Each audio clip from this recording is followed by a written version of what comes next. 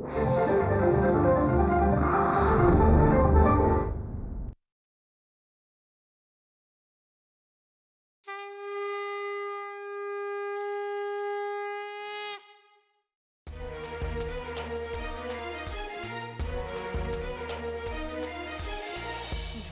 धाव काट्यांवरती,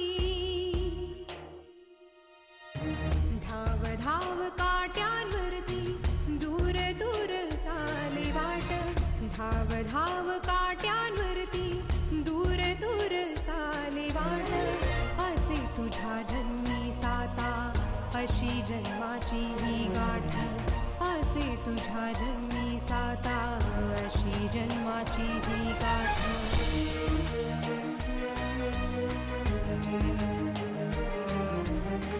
खेळ चाली नशिबाचा, भोग रोज तू परीक्षा.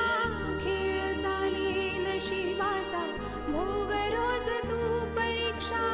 तुझ्या जन्माला लागली अशी अग्नी परीक्षा. अग्नि परीक्षा, अग्नि परीक्षा, अग्नि परीक्षा. स्वारगेटला कुठे? अरे माझ्या मित्राचं घर आहे तिकडे, हॉलपासून जवळच आहे ना. काय जायला यायला बरं पडतं ना. हां, ते प्रदर्शनाचं हॉल ना. हो. कसं झालं प्रदर्शन? मस्त, काय सांगू तुला, छान. चुकतेस तुझी. अगं जे तुझं नाहीये ते गमावण्याचं दुःख का करतेस? आणि तुझी आई म्हणून तुला सांगते, तू ज्या व्यक्तीच्या आयुष्यात येणार नाहीस ना, त्या व्यक्तीला मी कम नशिबी समजते. एकदम बरोबर आहे काकू. अगं दिव्या, तू कधी आलीस? ही काय आत्ताच आले. खरंच किती गोड दिसतेस ग तू.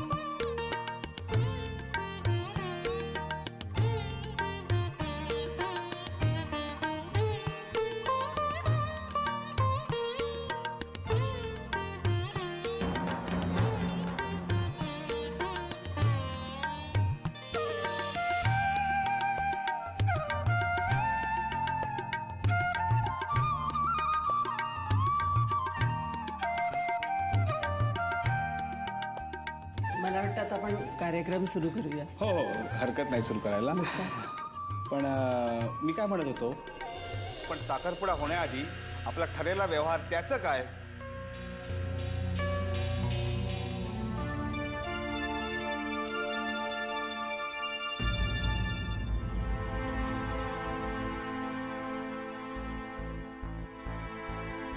नाही म्हणजे कार्यक्रम होऊन जाऊ द्या, मी दिलेला शब्द नक्की पाळेन.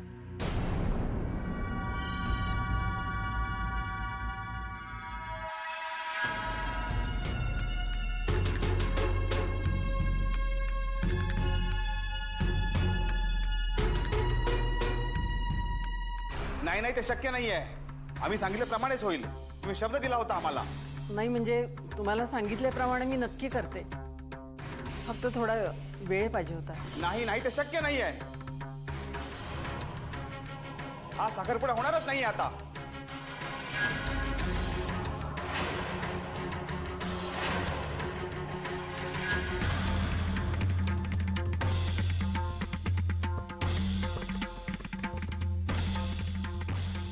आई हे सगळं काय आहे? काय चाललंय? कशाबद्दल बोलतायत हे? शांत बस.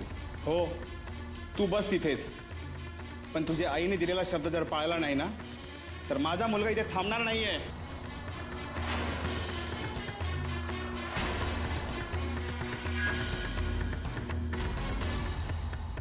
सांगा सांगा ना. तुम्ही काय सांगणार? तुझ्या आईने लग्नाआधी 3 लाख रुपये द्यायचं कबूल केलं होतं. म्हणजे आज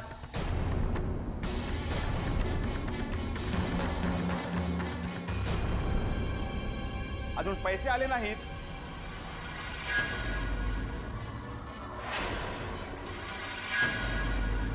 नाही, थोडी मुदत दिली असती तर. ते शक्य नाहीये. जेव्हा पैशाची सोय होईल ना तेव्हा फोन करा. साखरपुडा उरकून घेऊ काय ते.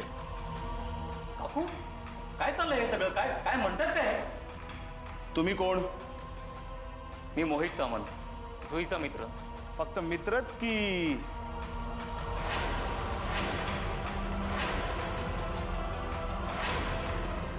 हे बघा, तुमचा काहीतरी गैरसमज होतोय. तसं काही नाहीये. जुई माझी फक्त चांगली मैत्रीण आहे. असू दे, पण आता हा साखरपुडा होणार नाही. का नाही होणार? आणि तुम्हाला माहिती ना की हुंडा घेणं हा कायद्याने गुन्हा आहे. तुम्ही हे लग्न मोडू शकत नाही. नाही मोडू शकत. हे लग्न मोडलंय. हे बघा, मी पोलिसांना बोलवेन. मग तुम्हाला अख्खं आयुष्य कोठडीत घालावं लागेल.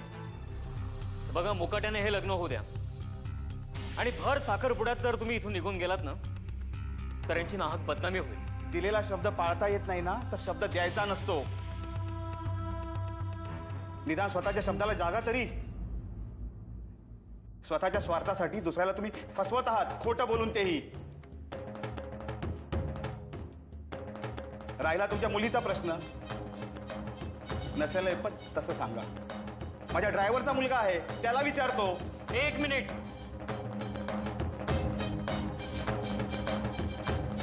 तुम्ही जास्तच बोलताय. निघा तुम्ही आता. आम्ही बघून घेऊ काय करायचं ते. तू नेमका आहेस कोण रे? एकीकडे म्हणतोस की हिचा मित्र आहे आणि दुसरीकडे या कुटुंबावर स्वतःचा हक्क असल्यासारखा दाखवतोस. तुला इतका पुळका येतो ना, तू कर लग्न हिच्याशी.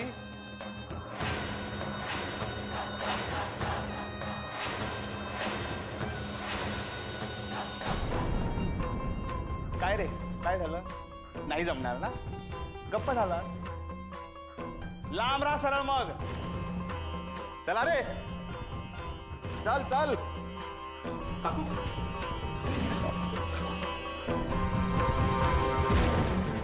अग्नि परीक्षा. काय रे, काय झालं? नाही जमणार ना? गप्प झाला. लांब राहा सरळ. मग चला रे, चल चल.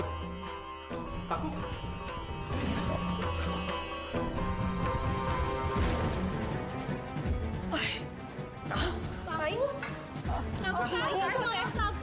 आई, आई, आता काय होतंय? आई?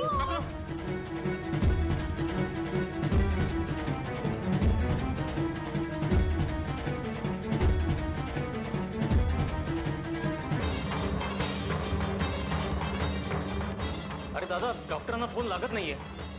मोहित, आपण एक काम करूया. तू इकडे हात दे, आपण काकून हॉस्पिटलला घेऊन जाऊ. ये पटकन. नाही, नको. मला नाही वाटत माझ्याकडे तेवढा वेळ आहे म्हणून.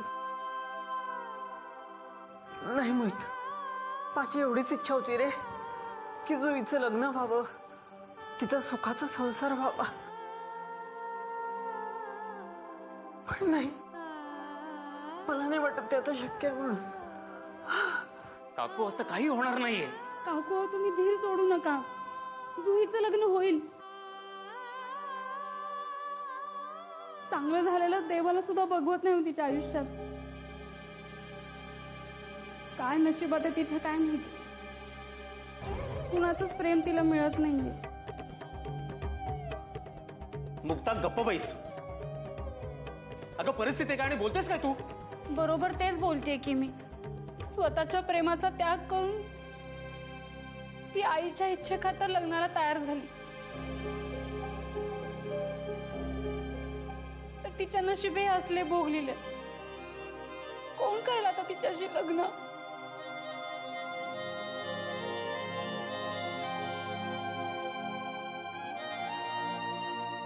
मोहित काय? मोहित करशाला जुईशी लग्न नाही म्हणू नको.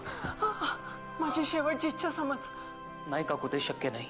नाही मोहित, माझी एवढीच इच्छा होती रे की जुईचं लग्न व्हावं, तिचा सुखाचा संसार व्हावा.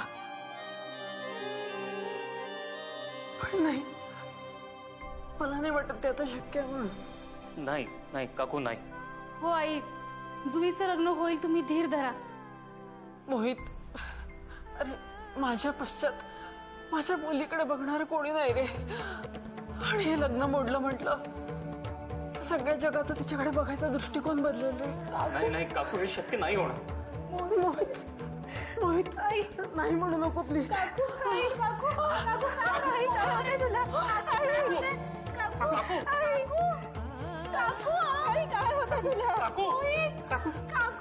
काकू,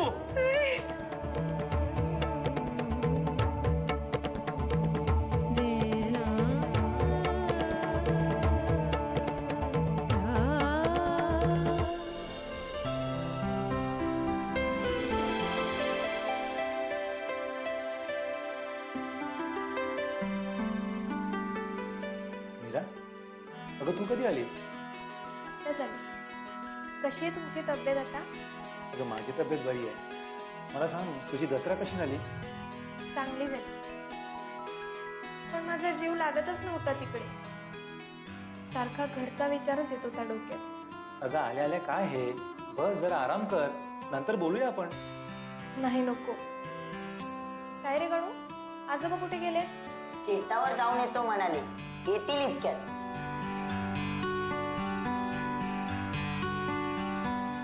काय झालं? आल्यापासून बघतोय तू इतकी टेन्शन मध्ये काय? तो सावकार येऊन गेला का?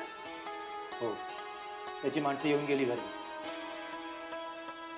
तो काही चुकीचा तर वागला नाही ना?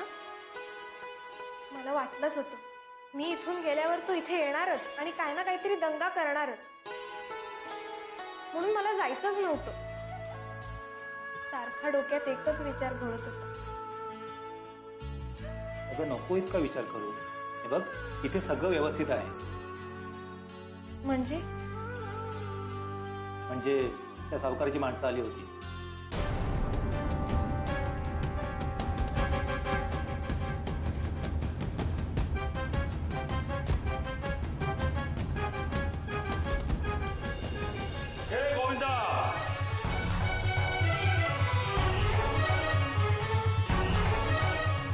तू दिलेली मुदत आता संपली आहे. गुमान पैसे काढायचे. नाही हो, अजून पैशाची व्यवस्था नाही झाली.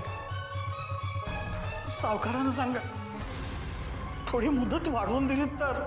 नाही गोविंदा, आता नाही, मुदत संपली आहे. सांग सांग, तुझी नात कुठे आहे? आता तिला उचलून घेऊन जातो.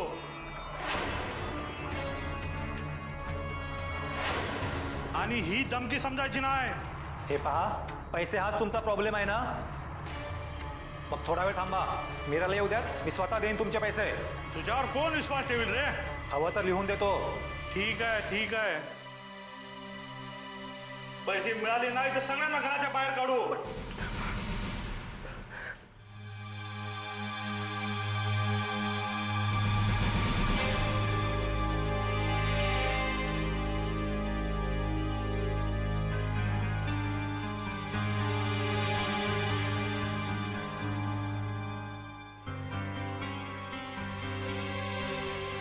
तेव्हा तूच आता काय तो मार्ग दाखव रे.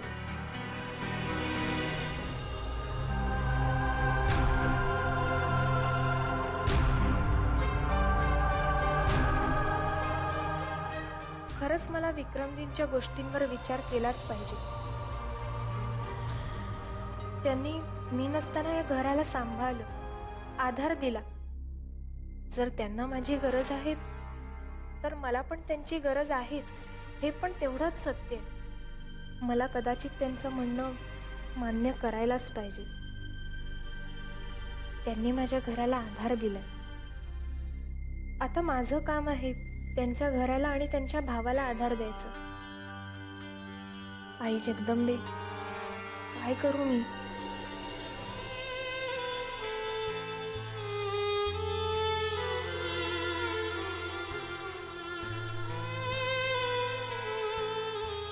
मला माहिती आहे, मी तुझ्याशिवाय नाही जगू शकत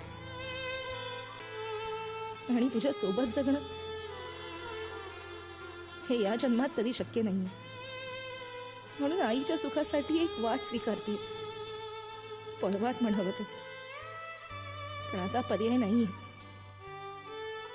राधाचं प्रेम तुला मिळालं नाही आणि तुझं मला, ही अतिशयोक्ती असं म्हणावं तर. पण राधा तुझ्या आयुष्यात यावी अशी विनवणी नक्की करीन मी या भाग्यविधात्याकडे.